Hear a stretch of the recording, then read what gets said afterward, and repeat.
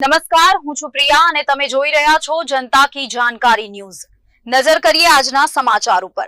સુરત પાંડેસરા વિસ્તારમાં ચાઇનીઝ દોરી બનાવતી ફેક્ટરી ઝડપાઈ। સુરત પાંડેસરા વિસ્તારમાં ચાઇનીઝ દોરી બનાવતી ફેક્ટરી ઝડપાઈ।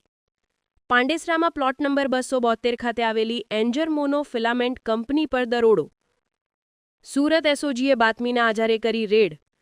ચાઇનીઝ દોરી 2,18,006,750 મત્તાની મુદ્દામાલ કબજે કરી 3 આરોપીની કરી ધરપકડ। રેડ દરમિયાન ચાઇનીઝ દોરી તથા રો મટીરિયલ મળી આવ્યું। Plot number 272 company angel monofilament Surat એસઓજીએ 3 આરોપીને ઝડપી પાડતી વધુ તપાસ હાથ ધરી। રિપોર્ટર સુનિલ ગાંજાવાલા, સુરત।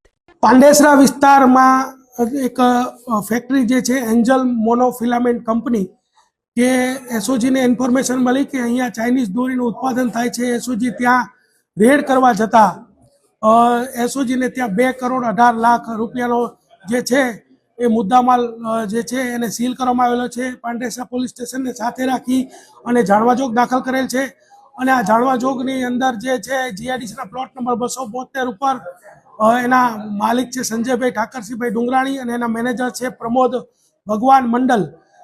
અને આ જે જાણવાજોગ દાખલ કર્યા બાદ FSL, factory inspector, GPCB, one સંરક્ષણ અધિકારી તથા જીએસટી વિભાગને બોલાવવામાં આવેલ છે। આ તમામ લોકો ઇન્સ્પેક્શન કર્યા બાદ જે રિપોર્ટ આવશે અને એના અનુસંધાનમાં જો કોઈ કાયદાનો ભંગ થયેલો હશે અને જે મળેલ જે દોરી છે એ નેશનલ ગ્રીન ટ્રિબ્યુનલ દ્વારા જે ગાઈડલાઈન આપેલી છે એના મુજબ ઘાતક હશે તો બીએનએસની કલમો તથા ગુનાહિત મનુષ્યવધ કરવાની જે કલમો છે એ દાખલ કરી અને આગળની કાર્યવાહી કરવામાં આવશે।